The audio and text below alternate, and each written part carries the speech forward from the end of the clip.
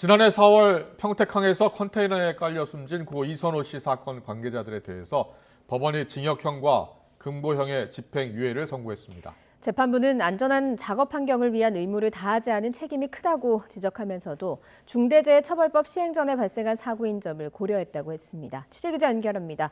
황윤태 기자. 네, 사회일부입니다. 네, 여보세요?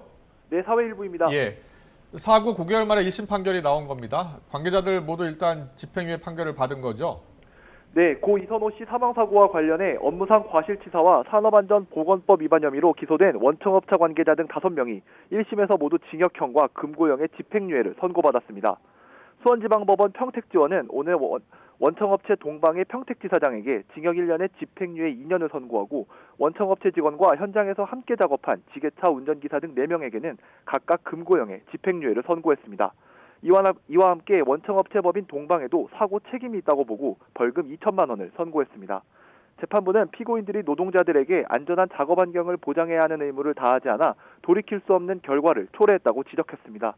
다만 안전의무를 위반한 사업주 등에게 엄정한 책임을 묻도록 한 중대재해처벌법이 시행되기 전 발생한 사고라는 점 등을 고려해 양형을 정했다고 덧붙였습니다.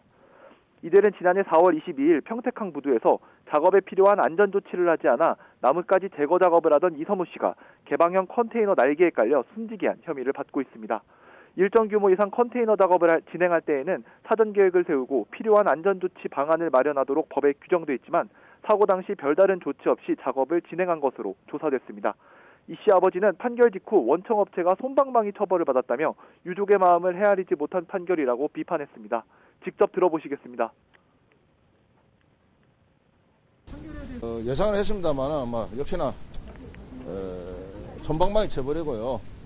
역시 아직까지 대한민국이 너무 이 피해자의 슬픔, 아픈 마음을 다 헤아리지 못하고 있구나 생각을 가집니다. 네, 고 이선호 씨 사망 사건 이후 바뀐 변화도 있죠. 네, 국회는 사고 2달 뒤인 지난해 7월 항만안전특별법을 통과시켰습니다. 올해 8월부터 시행되는 항만안전특별법은 항만 근로자에 대한 안전장비 지급과 안전교육을 의무화하는 내용이 담겼습니다. 또 항만사업자와 하역사업자는 자체 안전관리 계획을 수립해야 하고 노사정이 참여하는 항만안전협의체에도 참여해야 합니다. 이와 별도로 오는 27일부터 시행되는 중대재해처벌법을 강화해야 한다는 목소리도 커지고 있습니다. 50인 미만 사업장에 대해서는 2024년까지 중대재해처벌법 적용이 유예된 상태입니다. 민주노총 등 노동계는 재해가 발생하면 원청업체뿐 아니라 경영 책임자도 함께 처벌할 수 있도록 중대재해처벌법을 개정하라고 요구하고 있습니다. 지금까지 사회일부에서 전해드렸습니다.